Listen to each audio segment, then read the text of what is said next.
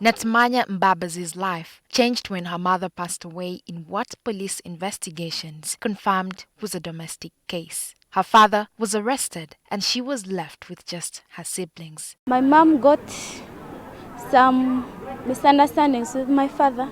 Then she went to her brother and to get some rest of mind. Then when she reached there, she spent like 3 weeks. Then they called us that she's not in good conditions. So they called my father to send some money for her. After like 2 days, they sent him to Mbarara. She went there. They said that they want 3 million to work upon her. Then when my father was struggling to get that money, it's when she died. She struggled to pay her school fees and thought she would drop out of school. During the vigil, her friend asked mourners for financial help that would help the orphans. Their father went somewhere. He ran from home.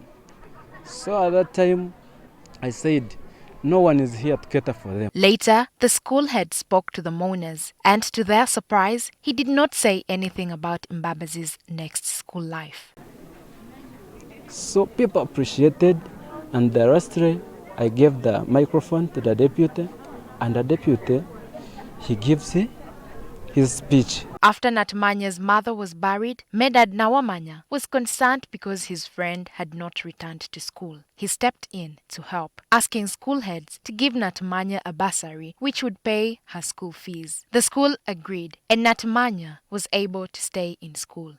Nuwamanya's help made a big difference in Natumanya's life. She is now back in school and is working hard to become an engineer. Even on her return, she was always grieving her mother. Her friend Nuwamanya advised her to join the Good School program, an initiative that was started by raising voices. And by the time I joined those groups, I became somehow, because I was not in good conditions.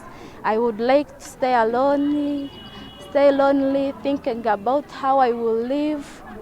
So I developed that thought of dropping out of school because I had nothing to do. Nuwamanya's strength to speak to the school management was adopted from this initiative. His efforts towards educating the girl child have been spread to their neighboring schools. Aside St. Paul Seed School in Abweye Village, Kasenda Sub-County, Kabarole District, he also advises teachers to use other means of punishment other than beating learners. He has further advised them to always speak up and seek help whenever need arises. In a bid to see more learners in school, Christopher Kabagamba, a teacher at St. Paul Seed School, says apart from the curriculum, they have created an enabling environment for them. The learning environment, it teaches the learner about transparency, accountability, and how a learner involves themselves in a school learning environment.